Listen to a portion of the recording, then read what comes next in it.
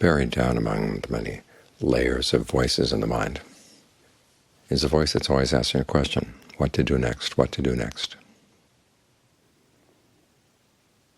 This is because the mind is active. It can't just sit still. It keeps moving, moving, moving, planning this, planning that, trying to decide when it realizes it has a choice, what the better choice might be. And that's the part of the mind we have to train, which is why insight is a judgment call as to what's worth doing. There's a very naive idea about insight, that all you have to do is realize that things arise and pass away, things are made out of fabrications, and that's enough to let go of them, any attachment you have to them. Well, it's like knowing that there's a picture on your computer screen, sexually arousing, and you know that it's pixels. And somehow knowing that it's pixels would be enough to say, okay, I'm not going to be aroused by it. It doesn't work that way. The mind can know that things are put together, and it still goes for them, because it thinks it's worth it. That's part of the dialogue in the mind that we've got to train.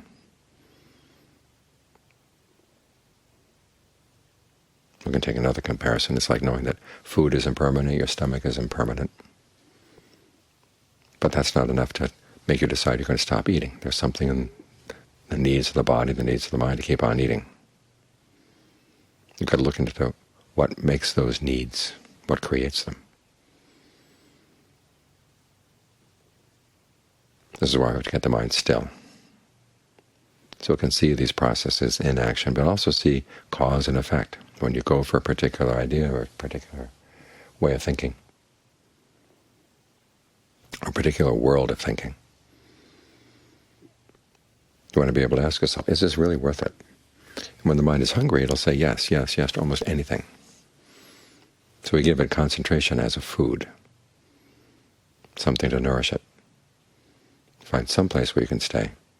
And when the question is what to do next, what to do next, it's always just stay right here, stay right here, stay right here.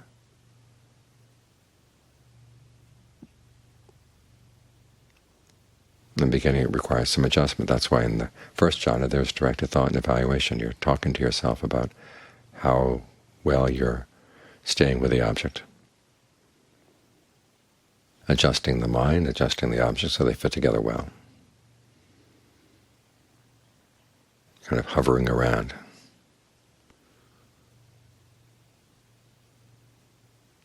And do you feel that the object is good enough? You can just be with the object, just be with the breath.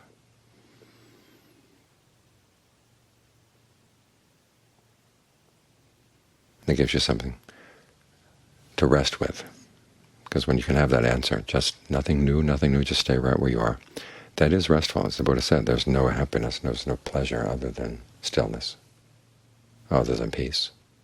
This is what he means. The mind can stay with something for a while. It doesn't have to keep moving on to something else.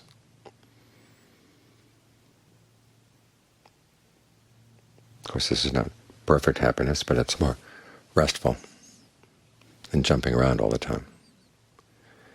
When the mind gets a sense of pleasure and well-being from this, then when the temptation comes to go to something else, you can have something better to fall back on. You say, I'm not all that hungry. I don't need something else. I've got some pleasure right here. Why should I go for something that I know has drawbacks? And this is where you want to look at the drawbacks. We talked about this afternoon. It's poisoning the fantasy. You have a fantasy about something, well, you can remember there's got to be a downside to it someplace. Look for it. This is why we have the contemplation of the parts of the body.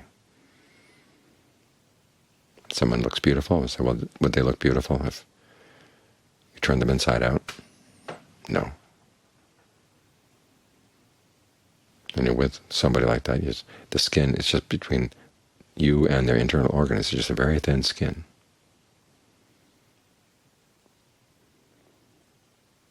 Is that where you want to be?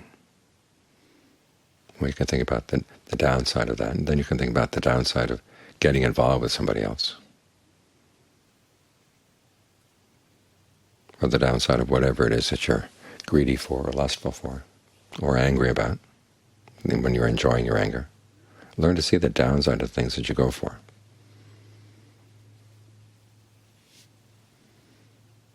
And John Lee has a great example of poisoning his fantasy. He was thinking about disrobing when he was a young monk. And so one night he went up into the hollow of the jetty there at Wat Sapatum in Bangkok, where he was staying. He said, okay, what would it be like if I actually disrobed? And in the beginning, the fantasy is just way out of reality. Here he is, a son of a farmer, and he imagines himself getting married to the daughter of a nobleman. But then reality hits in. Daughters of noblemen aren't very strong, and the kind of life that he would live would require a strong wife. Well, she gets sick after having a kid and dies. Then he has to hire a wet nurse for the kid, and ends up marrying the wet nurse, and then she has a kid of his. And then she starts playing favorites, and things just get worse and worse and worse. He poisoned his fantasy with a touch of reality. So by the time he was done with it, he was feeling a lot less like he'd wanted to disrobe, because he realized that there's going to be a downside of all this. In fact, the fantasy is so real that many people have read John Lee's autobiography and thought that he actually did disrobe and marry the woman.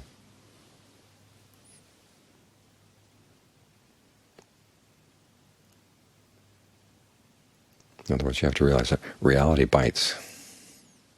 The fantasy is one thing, but reality can come in and show a totally different side. So this is why John Lee says, when you look at something, if you're attracted to it, look for the bad side. If you find it repulsive, well, look for the good side. Be a person with two eyes, not just one eye.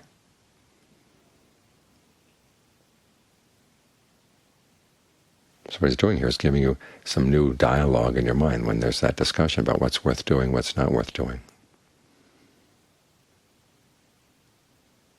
So you can change your value judgments, make a different judgment call. Because otherwise we see that things arise and pass away, but some of them we say, well, at least when they arise and pass away, they're pleasant, and there's not that much effort that goes into having that pleasure, so I think it's worth it. And this is where the insight into fabrication makes a difference, is when you see that, yeah, there is an awful lot of effort that goes into maintaining just that little skim of pleasure over the surface of something that's a lot more turbulent.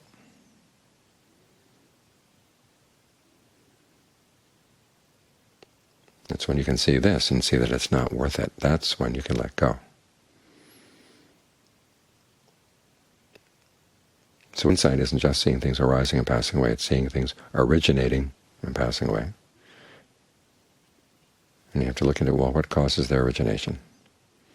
And then the next question is, the extent to which I'm responsible for this, is it worth my involvement? Because that's the other thing that's often missed. You're putting a lot of your effort into fabricating things. When the Buddha says that things are fabricated, he's not just saying that things are conditioned. He's saying your experience of things requires effort on your part. This food that you're feeding requires that you do a lot of fixing.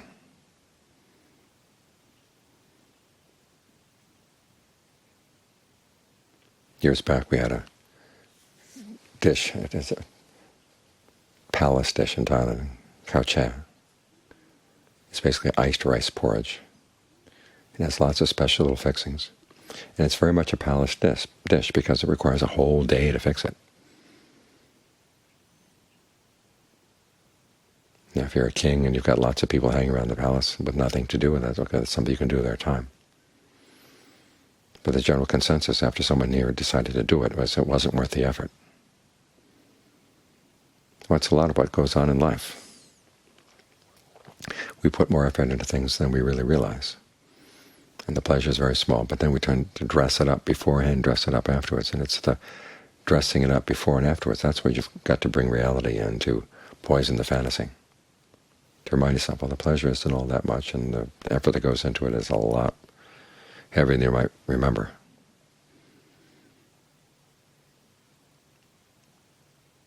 So you're more and more disinclined to want to go for it again. That's when insight has hit. It's when insight can make its mark on the mind.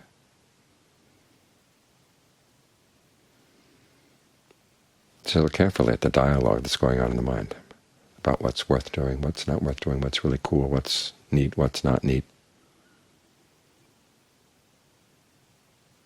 what's awesome, what's not, whatever the word is.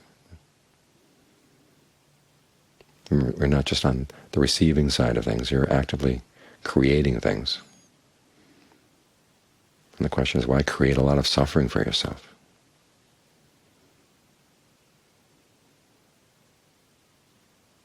So look into the role that you're playing as you create these things. And realize that you're implicated, and that this dialogue in the mind is something you've got to watch out for. A lot of the training, this is why we have practice not only in meditation, but also reading about what the Buddha taught, because he gives new voices to your inner dialogue, or new perspectives.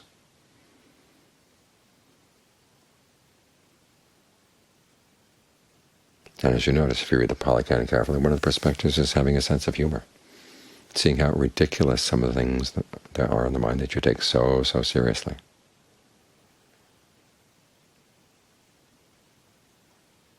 That ability to step back and see the humor in something that you've been taking very seriously, that's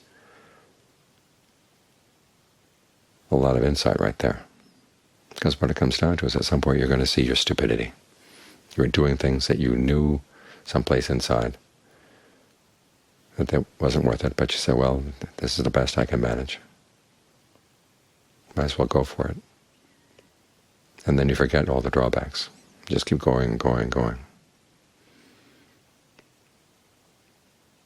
But now you see that really was stupid, because you got something better. This is the other point where a lot of naive thinking about insight comes in. Thinking, well, you just learn how to accept things because there's nothing better than this. That's not what the Buddha taught at all. There's something much better than what you've been doing. It's through human effort that a totally unfabricated happiness, a totally free dimension can be attained. Once that's been attained, then everything else pales by comparison. Even the first taste allows you to reorder all your priorities and reorder all your ways of looking at things. When you realize that what the Buddha said was true, that kind of happiness is possible.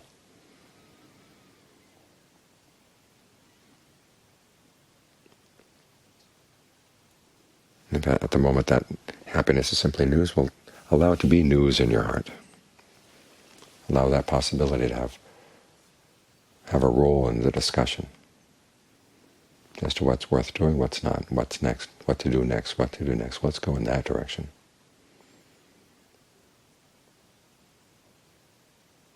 And get all the voices together so that ultimately they say, yeah, that's the direction we want to go. Like those beehives, when a bee comes in, has found a place where there's a lot of good flowers, and it starts dancing, and after a while, a few more of the bees dance in tune with it, and ultimately the whole hive is dancing in unison. Then they all head off. Don't try to get all the voices in your mind to be in unison, to dance in unison around the idea that human effort can lead to a happiness that's totally unlimited, totally free, even free of the voice of having to ask what to do next, because at that point there's no need to do anything at all.